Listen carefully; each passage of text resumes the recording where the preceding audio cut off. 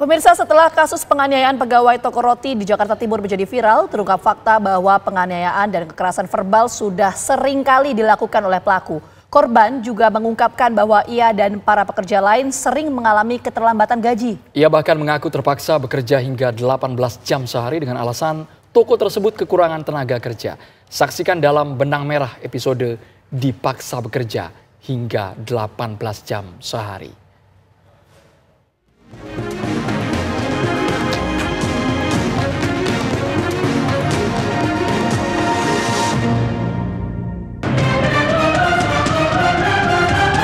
Dia juga pernah ngatain saya miskin, babu. Terus dia juga sempat ngomong, orang miskin kayak lu nggak bisa masukin gue ke penjara, gue nih kebal hukum.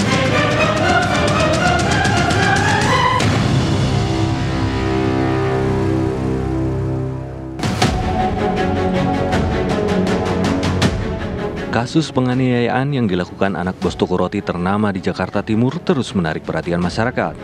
Setelah mendapat kecaman luas karena lambannya penanganan kasus, polisi akhirnya menetapkan Jos sebagai tersangka dan menangkapnya di Sukabumi, Jawa Barat. Sikap kasar dan arogan pelaku ini memicu kemarahan publik. Terlebih, pelaku berulang kali melakukan penghinaan verbal dengan menyebut korban sebagai babu dan orang miskin. Ia bahkan dengan arogan menegaskan bahwa dirinya kebal hukum dan tidak bisa disentuh pihak berwenang. Sebelum kejadian ini dia juga pernah ngatain saya miskin, babu. Terus dia juga sempat ngomong, orang miskin kayak lu nggak bisa masukin gue ke penjara, gue nih kebal hukum. Pernyataan ini tidak hanya melukai harga diri korban, tetapi juga memicu kecaman luas dari masyarakat yang menganggap tindakan George sebagai bentuk penyalahgunaan kekuasaan dan status sosial. Setelah mengalami kejadian yang traumatis ini, Dwi Ayu sempat mempertimbangkan untuk mengundurkan diri dari pekerjaannya. Ia merasa tidak lagi nyaman bekerja di bawah tekanan dan ancaman seperti itu. Namun, adik Jos berusaha membujuknya untuk tetap bertahan dan membatalkan niatnya. Meski begitu, situasi ini tidak meredakan dampak psikologis yang dialami oleh korban akibat tindakan Jos. Terus saya di situ mau resign, tapi ditahan sama adiknya si pelaku. Akhirnya saya dan karyawan yang lain minta untuk bikin perjanjian kalau saya nggak mau nganterin makanan si pelaku lagi. Perbuatan yang dilakukan pelaku ternyata sudah berulang kali terjadi dan menimpa para pegawai toko roti. Iya, kalau misalnya si pelaku ini meminta terus kita nggak nurutin, itu dia bakal marah. Toko lagi rame, terus si pelaku ini nyuruh-nyuruh. Itu juga keresahan dari teman-teman semua, kayak kenapa sih kan kalau kayak gini kan mengganggu pekerjaan juga kayak gitu. Kalimat-kalimat yang dilontarkan? Si pelaku ini teman saya pernah bilang kalau dia tuh pernah ngatain omongan-omongan kasar lah ke teman saya. Jejak digital George Sugama Halim kembali dikuliti netizen setelah video rekaman penganiayaannya viral di media sosial. Beredar video lain yang merekam kelakuan George ketika menanggapi keluhan para pegawai terkait pembayaran gaji mereka. Namun belakangan, setelah anaknya ditahan oleh pihak kepolisian, pemilik toko roti kembali meminta maaf dan mengajak korban untuk berdamai. Soal tadi damai, dari awal juga keluarga telah menyampaikan ke korban. Bentuk damainya seperti apa, Bang Marlas? Ditantang tadi sama Bang Jaya. Ini kok niatnya mau damai, tapi kok disampaikan ke media, tidak secara benar-benar begitu disampaikan kepada korban.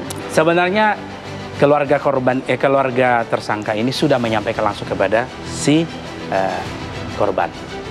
Contohnya, pada saat peristiwa itu, korban langsung dibawa ke klinik. Di situ pun sudah disampaikan, sudahlah kita berdamai saja. Namun, karena ada beberapa orang yang ikut serta, sehingga ada yang menyampaikan, oh ini harus dibawa ke polisi biar tidak berulang. Karena memang sudah begitu motivasinya, maka ibu korban menyampaikan, kalau memang itu yang terbaik, silahkan. Saya juga mendukung agar anak saya ini memiliki efek jerah. Dwi Ayu menerima permintaan maaf dari pihak pelaku, namun ia meminta proses hukum terhadap pelaku terus berjalan. Saya sih nggak mau damai, tapi saya sudah memaafkan si pelaku. Tapi saya tetap mau kasus ini berjalan. Kenapa Mbak? Saya tuh takut kalau misalkan nanti ada korban-korban selanjutnya, biar maksud saya biar jerak lah. Karena saya tuh kalau ke situ tuh jadi inget kejadian gitu, sedih kayak gitu juga, karena kan bahkan setelah kejadian ini nih saya nih jadi tidurnya tuh selalu pagi terus. Sementara itu, kuasa hukum korban menyaksikan ketulusan dari pihak pelaku. Dia meminta damai juga nggak jelas. Nggak jelasnya gimana? Loh, sekarang sudah jelas kan, ada abangku kuasa hukumnya. Kemana harus meminta damai? Datang ke tempat keluarga kah? Ketemu kuasa hukumnya? Bukan di media, yang ujungnya justru menyudutkan klien kami. Bahwa setorannya setiap ini kurang. Itu kan malah bikin gaduh. Kalau menurut saya gitu loh. Di sisi lain dia minta berdamai, katanya sudah minta maaf. Di sisi lain menjas bahwa klien saya itu setorannya sering kurang, hingga gajinya ditahan yang 1 bulan. Apakah itu solusi? Bukan. Seperti itu gitu loh. Itu bukan ngejak damai kalau menurut saya gitu loh. Jelas kok rule-nya, ya nggak? Gitu loh. Karena pertanggungjawaban sejak awal kejadian sampai hari ini tidak ada realisasinya. Tadi Bang Jaya juga sempat bilang ya, September pernah juga ada kejadian? Iya, makanya saya bilang kalau ini misalkan Jos ini sampai lolos bahwa dia keterbelakangan meter, artinya ada tanggung jawab keluarga di sana. September itu kejadiannya seperti apa dan orang tuanya si ibunda dari Jos mengetahui juga? Iya, dia itu disuruh antar ke makanan juga ke kamarnya. Setelah itu kejadiannya dilempar sama tempat solasi yang merah itu, dan juga dilempar meja untuk nggak kena solasinya, kena kakinya. Sejak saat itu harusnya kan ada istilahnya pencegahan ataupun seperti apa, itu kan pembiaran. Ini lolos pun saya akan jerat keluarganya karena dia melihat sendiri kok itu pembiaran. Dwi Ayu yang menjadi korban penganiayaan juga mengungkapkan kondisi ketika ia bekerja di toko roti itu. Kasus ini terus menjadi sorotan publik karena mencerminkan sikap arogan dari anak seorang pengusaha kaya yang merasa dirinya kebal terhadap hukum. Tindakan Jos dinilai tidak hanya melanggar hukum, tetapi juga mencederai nilai-nilai kemanusiaan dan merendahkan martabat pekerja yang menjadi korban. Viralnya kasus penganiayaan ini juga mengungkap rentannya para pekerja wanita yang seharusnya mendapat perlindungan hukum melalui Undang-Undang Ketenagakerjaan.